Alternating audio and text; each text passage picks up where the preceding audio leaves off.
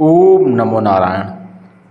कुंडलिनी शक्ति, आत्मा की अवस्थाएं। आत्मा की दो स्थितियां,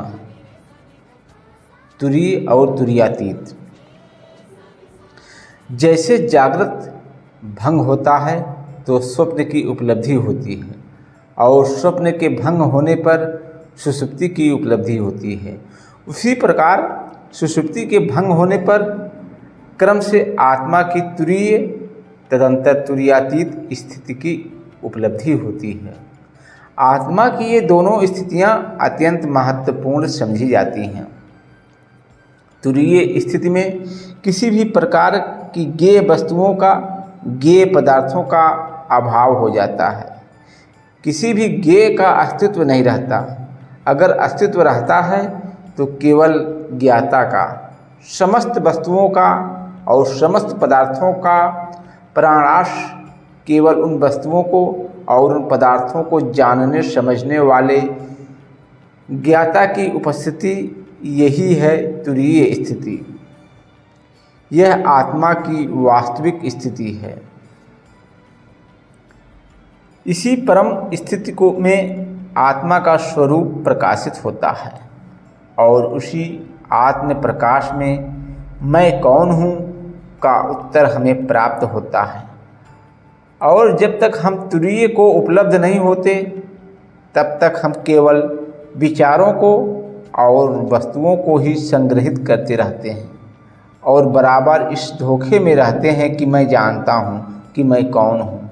मगर सच्चाई यह है कि हम उन विचारों और उन वस्तुओं के द्वारा मैं कौन हूँ को जानते हैं। यदि हमारे विचार और हमारी वस्तुएं हमसे छीन ली जाएं अथवा हमसे खो जाएं तो तत्काल मैं कौन हूँ भी समाप्त हो जाएगा, वह भी खो जाएगा हमसे। यही बड़ी तथ्यपूर्ण बात है। इसे आप ठीक से समझ लें। अगर आपसे कोई आपका धन छीन लेता है, मकान छीन लेता है, पत्नी पुत्र छीन लेता है और आपसे छीन लेता है आपकी कोई अत्यंत प्रिय वस्तु, उस समय आपको जो कष्ट होता है वह केवल सब कुछ छीनने का ही कष्ट नहीं है, बल्कि साथ साथ आत्मा के भी छीनने का कष्ट है। क्योंकि आत्मा नाम की कोई वस्तु आपके पास है ही नहीं। वह तो छीनी जाने वाली वस्तुओं के संबंध में थी।